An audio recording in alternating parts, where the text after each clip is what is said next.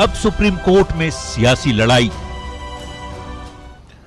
नमस्कार, बहुत स्वागत है आपका। प्राइम डिबेट देख रहे हैं आप, आपके साथ में जेपी शर्मा। कल राजस्थान हाईकोर्ट ने स्पीकर के नोटिस मामले में अपना फैसला 24 तक सुरक्षित रख लिया था। इस तरह की खबरें भी आई थी कि स्पीकर ने आश्वस्त किया है कि वो कोई भी कार्रवाई कोर्ट के फैसले के आने के बाद ही करेंगे। लेकिन आज स्पीकर इस प्ली के साथ सुप्रीम कोर्ट चले गए कि ये उनके अधिकारों में अतिक्रमण का मामला है। मामले की सुनवाई कल तय भी हो गई है और सचिन कैंप की ओर से कैविएट लगाकर अपना पक्ष रखना सुनिश्चित भी कर लिया गया है। इस बीच आज प्रदेश में ईडी के छापे चर्चा में रहे और कांग्रेस ने केंद्र सरकार की केंद्रीय जांच एजेंसियों के दुरुपयोग के आरोप लगाते हुए कहा कि हम रेड राज से नहीं डरते। मुख्यमंत्री ने एक पत्र लिखा है प्रधानमंत्री को और उन्होंने प्रदेश में हॉर्स ट्रेडिंग की कोशिशों को लेकर अपनी बात कही है। इन तमाम घटनाक्रम पर, इन तमाम पहलुओं पर आज प्राइम डिबेट में हम बात करेंगे।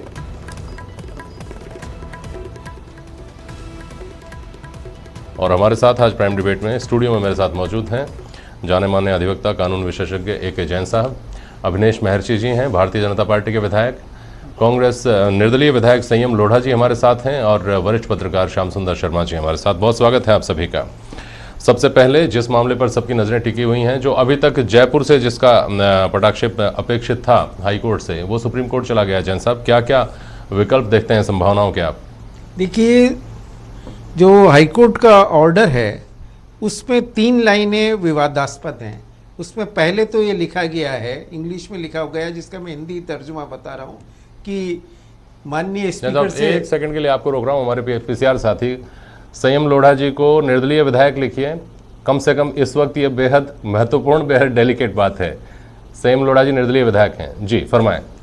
उसमें प्रारंभ में तो ये लिखा गया है कि हम माननीय स्पीकर से रिक्वेस्ट करते हैं कि वो जैसे पूर्व की तरह अब भी जब तक हम आदेश पारित नहीं कर दें तब तक 24 तक, तब तक इसमें आदेश पारित न करें। पर उसकी अगली लाइन में ही कंटिन्यूशन में लिख रहा है कि हम ऐसे निर्देश भी देते हैं। हाँ। तो रिक्वेस्ट और निर्देश साथ साथ नहीं हो सकते, या तो ये आदेश है या ये रिक्वेस्ट है। और स्पीकर का साफ कहना था कि शायद क्योंकि वो मान रहे थे, बार बार मान रहे थे, हाईकोर्ट बिना हाईकोर्ट का कोई आदेश नहीं था, फिर भी वो कॉन्स्टिट्यूशनल कॉन्फ्लिक्ट को अवॉइड करने के लिए या न्यायपालिका का सम्मान रखने के लिए एक गरिमा दिखा रहे थे। तो इस आदेश के बाद स्पीकर के द्वारा ये याचिका दायर की गई है कानूनी, और याचिका में उन्होंने मुख्य रूप से 7 प्रश्न बनाए, जिसमें ये प्रश्न 6 नंबर पर है। पहला प्रश्न तो उन्होंने ये उठाया है कि आर्टिकल 212 के शक्तियों के अधीन रहते रहते स्पीकर के मामले में सुप्रीम कोर्ट कोई आदेश दे ही नहीं सकता। दूसरा उन्होंने कहा कि supreme court, sorry supreme high court जी, हाईकोर्ट में, क्योंकि हाईकोर्ट कोई निर्देश दे ही नहीं सकता, इसलिए हाईकोर्ट ने ये याचिका गलत एंटरटेन की। दूसरा उन्होंने कहा है कि सुप्रीम कोर्ट के 2 जजमेंट्स हैं जिसमें साफ कह रखे हैं कि एंटी डिफेक्शन के मामले में इंटरलोकुलेटरी जो मध्यवर्ती आदेश होते हैं उसको चुनौती कहीं नहीं दी जा सकती, अंतिम आदेश को चुनौती दी जा सकती है। और बाद में जाकर उन्होंने उसमें ये बात को कही है। तो एक तरीके से वहाँ जो प्रश्न ले जाए गए वो तो समूचे प्रश्न ले जाए गए कि क्या ये याचिका दायर हो सकती थी, क्या हाईकोर्ट इसको एंटरटेन कर सकता था, क्या हाईकोर्ट को ये शक्तियाँ प्राप्त है कि वो स्पीकर को किसी प्रकार के भी निर्देश देते हैं, क्या हाईकोर्ट को ये है कि वो सुनवाई के बीच में कि इस तरह की याचिका को सुन ले। और बाद में उन्होंने अंतिम प्रेयर ये की है कि ये जो आदेश है ये जो 21 तारीख को दिया गया है वो अवैध है, इसको अवॉइड डिक्लेयर किया जाए और इसको स्टे भी किया जाए। तो प्रैक्टिकली तो वो 24 तारीख तक खुद माननीय स्पीकर ने इसको सहमति दे रखी है। पर जब उनको ये लगा कि मेरी रिक्वेस्ट की बजाय मुझे आदेश दिए जा रहे हैं और ये आदेश कानून के विपरीत हैं, इसलिए उन्होंने इसको चुनौती दी गई है।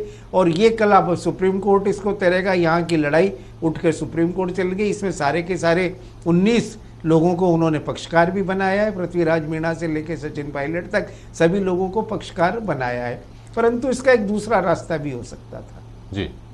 वो माननीय राजस्थान उच्च न्यायालय में ये प्रार्थना पत्र दे सकते थे कि इसको क्लेरिफाई किया जाए कि आप ये आपका आदेश रिक्वेस्ट है या मुझे निर्देश है, ये स्पष्ट करें।